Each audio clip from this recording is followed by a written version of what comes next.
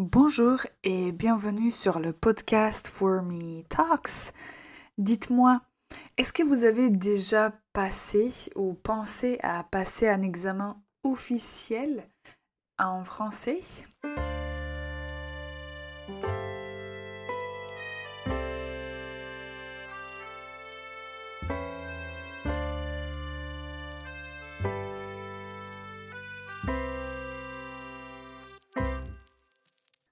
Bonjour et bienvenue pour ce nouvel épisode du podcast For Me Talks, le podcast pour les apprenants de la langue française.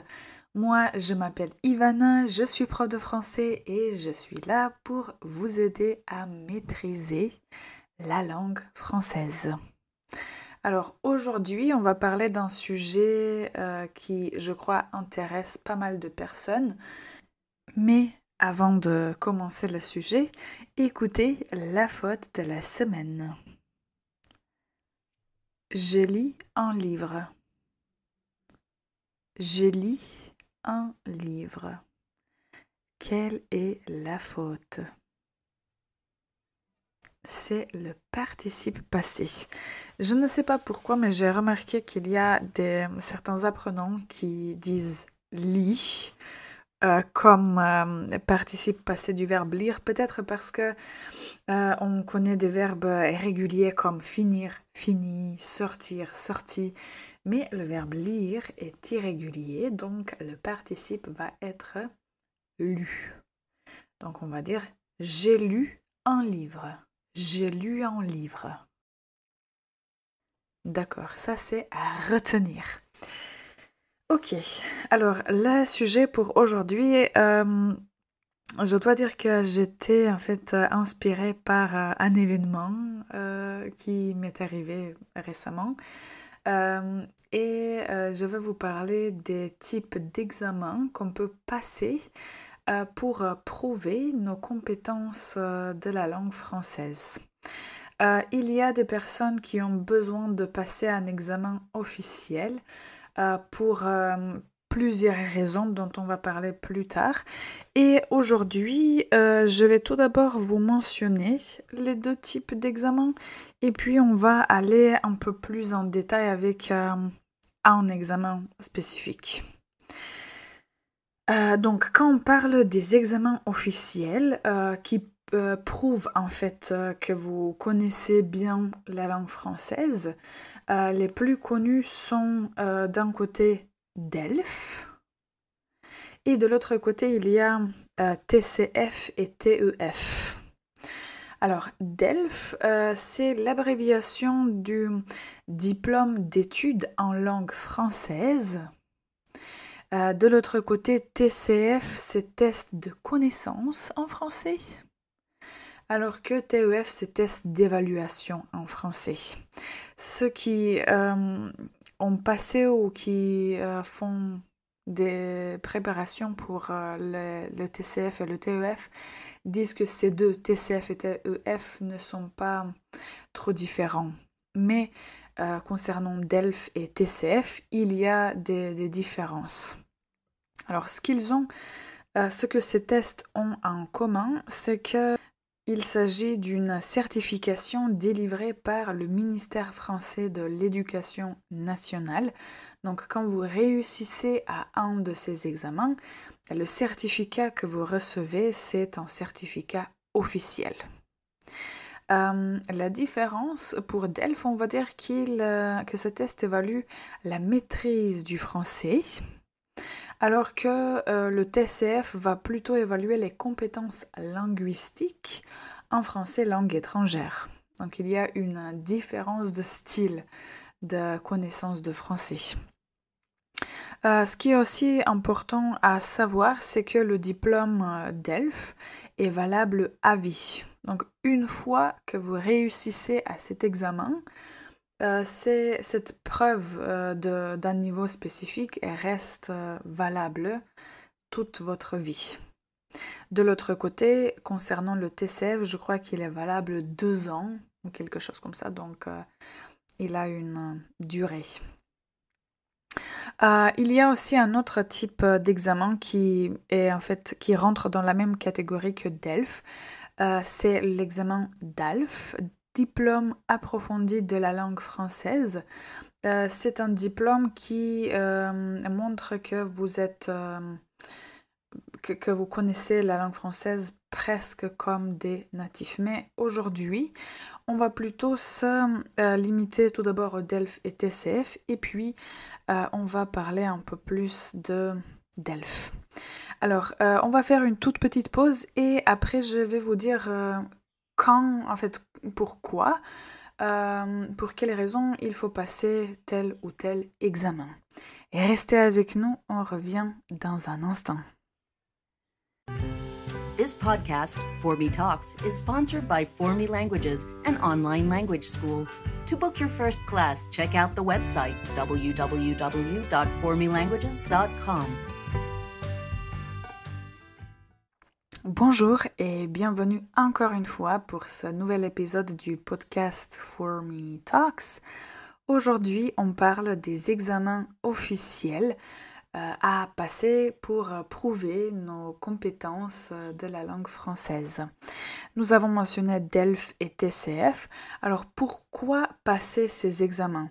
C'est vrai que pour beaucoup de personnes qui parlent français, cet examen n'est pas nécessaire.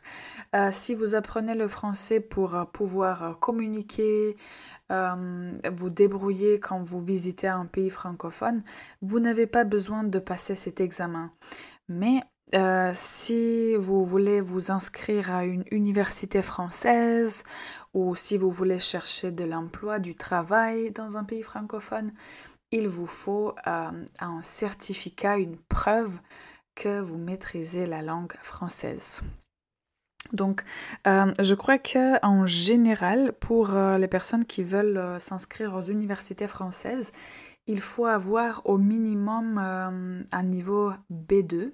On va parler des niveaux un peu plus tard. Donc, il faut avoir un niveau, on peut dire, intermédiaire pour pouvoir s'inscrire aux universités françaises ou à une université française. Donc, vous pouvez passer le DELF si vous cherchez de l'emploi. Vous en aurez besoin si vous voulez demander une carte de séjour. Et si vous voulez obtenir la nationalité française, il vous faudra aussi une preuve de vos connaissances de la langue française. Ça va être à peu près la même chose pour le TCF. Donc, si vous voulez obtenir la nationalité française, dans certains cas, ils vont vous demander de passer le TCF. Si vous voulez faire les études, ça va aussi être un examen officiel. Ou bien, si vous voulez émigrer au Canada ou obtenir la citoyenneté canadienne, là aussi, il faut passer le TCF. De mon expérience, j'ai vu beaucoup plus de personnes passer le TCF pour se rendre au Canada. Et DELF et DALF étaient plutôt pour les pays en Europe. Mais peut-être que je me trompe. Ça, c'est juste de mon expérience. Alors, assez parlé de TCF. Je veux maintenant juste vous parler brièvement de l'examen DELF. Alors, pour les personnes qui veulent se préparer pour passer cet examen, tout d'abord, je vous parle des niveaux. En français et je crois dans d'autres langues étrangères, il y a des niveaux spécifiques de connaissance de langue. Et en français, nous avons les niveaux débutants, A1 et A2. Et on appelle ces personnes qui ont ce niveau utilisateurs expérimentés. En d'autres mots, ce sont des débutants. Donc si vous avez un niveau A1, A2, vous êtes débutant. Si vous avez un niveau B1, B2, on va dire que vous êtes utilisateur indépendant. Ça signifie que votre niveau de connaissance prouve que vous pouvez indépendamment communiquer en français, mais que quand même il y a des choses que vous ne comprenez pas ou bien qu'il y a des fautes que vous faites en parlant.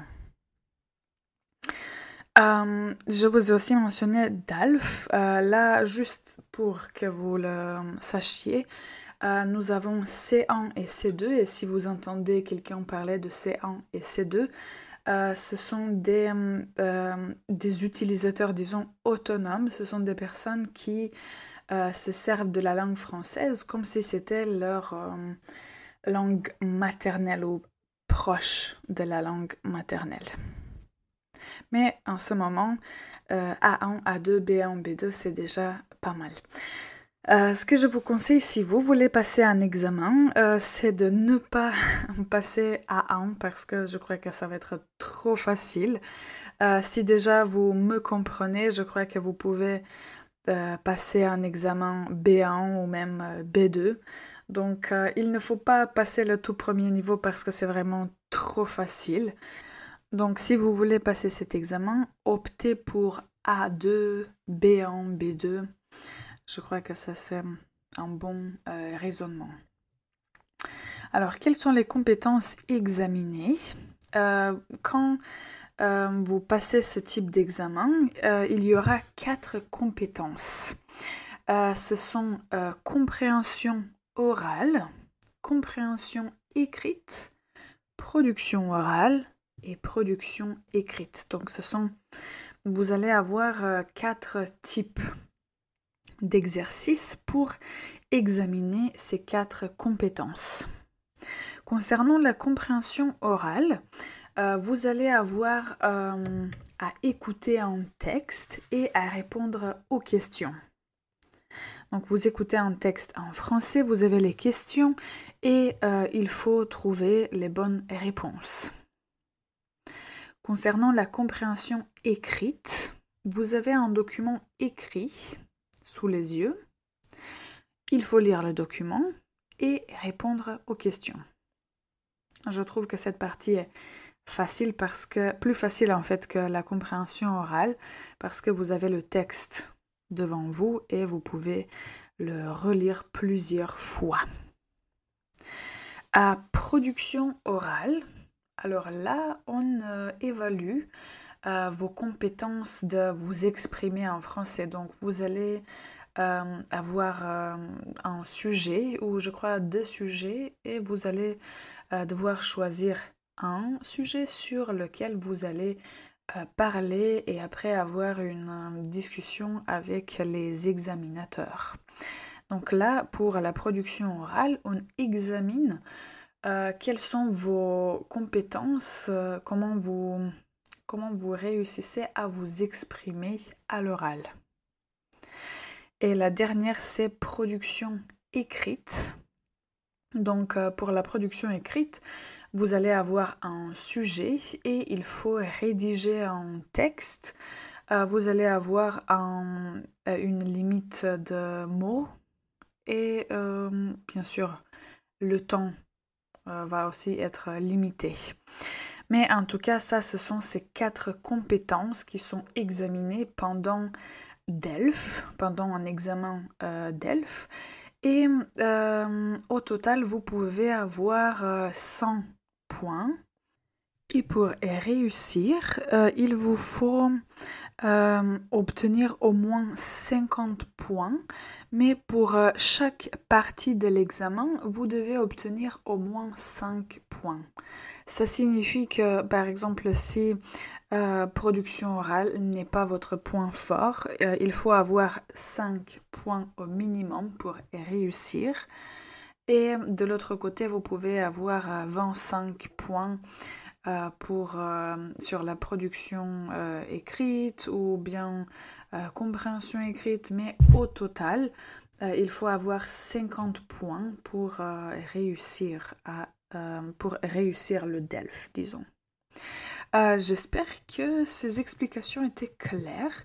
Donc, il y a pas mal d'autres choses à dire concernant ces examens et je vais en parler dans le futur parce que j'ai une chose à vous dire, mais aujourd'hui on va s'arrêter là. Donc l'idée de ce podcast était de vous expliquer quels sont les examens officiels si vous voulez tester vos connaissances de la langue française.